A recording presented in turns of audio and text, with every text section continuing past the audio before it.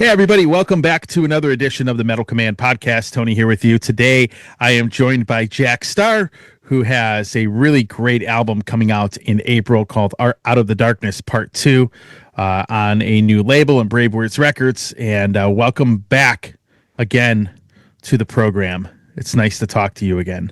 Yeah, Tony, it's great to be here again and to have a new album without having to wait 6 years. Because some of them have been pretty lengthy Yeah. in the time in between. So yeah, it's great to be here and thank you for the kind words about Out of the Darkness Part 2. Yeah, I would say the album is very, very good. I would say it's kind of in line with stuff you've done before. You know, it's classic sounding power metal. And that album comes out. So you decided to do part 2 of the previous album, obviously, and talk about this new record. Why did you title it Out of the Darkness Part 2? And we'll kind of go from there. Yeah, well, 40 years is a long time. The first one came out in 1984. Mm-hmm. And I thought, it's kind of about time to do a sequel. Lots of things in our physical world have sequels, whether it's Star Wars, whether it's Batman, books, all kinds of things have sequels.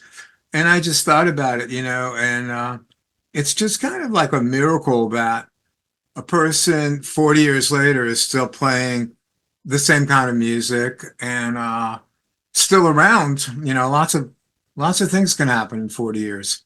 So here I am and doing the music that I love, and hopefully a lot of people will get into it as well. Yeah, in that first record, you had Rhett Forrester singing on it. He had some pretty good, really good musicians, actually. Yeah, and so now you fast forward, it's 40 years, you pick Giles Lavery. Giles is a really good dude. I've always liked him. I think his voice is like a perfect representation of, what power metal from the U.S. would sound like. And I know you spoke highly of him in the previous interview that we did. And what made you ask Giles to say, hey, you know what? Why don't you sing on this record? Well, number one, I heard what he did with Alcatraz, which was brilliant. And then I also heard what he was doing with Warlord, recently. And again, that was great. So I'm thinking, Giles is the kind of singer that can really cover both bases. He can be like an epic, and he is an epic, metal singer along the lines of, like Jeff Tate and people like that, or even my previous singer, Todd Michael Hall or Mike Torelli. He can do all that. He can hit the really stratospheric notes, but he can also do the other stuff. He can get gritty and give us, that Rhett Forrester in your face, kind of almost like Bon Scott, meets David Coverdale, but maybe a little bit more of Bon Scott. And so he can do both. And I thought, this doesn't have to limit me if we did this album, with Giles, because if there are songs that are in one particular genre, he could nail that, and vice versa if we do something else. Right. So the key word was versatility. Yeah. Yeah, it's interesting because one of the things that I think that he's always done a great job of, and he came on my show in that weird impromptu interview we did, the kind of last minute type thing.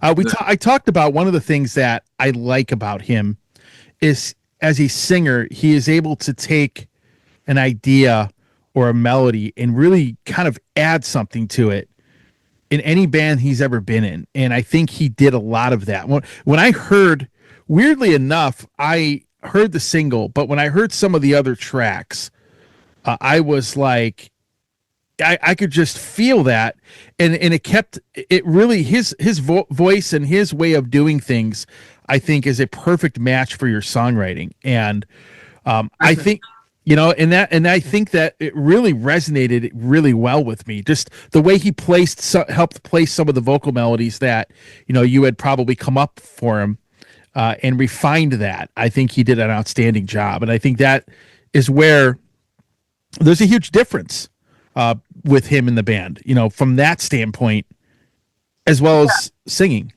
Yeah, definitely. You don't want to have somebody that just yeses you, oh, everything is great, and you Yeah. want someone that uh, puts in an equal amount of creativity and ideas, and that's what Giles does. He kind of actually challenges you to think about some of your parts, and then because he might come up with an alternative, which at first, it's like, oh, I don't want.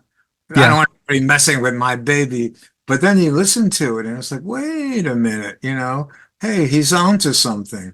So yes, and that's what I like about Giles, the bottom line is the guy can sing, it's as simple as that.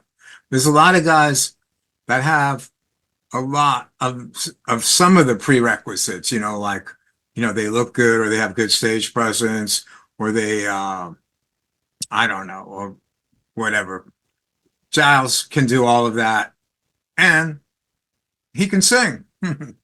So damn, what a concept. Hey, everybody. Tony here from the Metal Command podcast. Again, I appreciate your support. Since 1998, I have hosted this show in one form or another, starting off in radio and now in the podcast format. Again, thanks for watching. And if you like what you see and hear on this show, by all means, please hit the subscribe button, hit the little bell to be notified anytime I do post a video. And if you see this program on any other form of social media, please give me a follow there. Again, I always appreciate your support.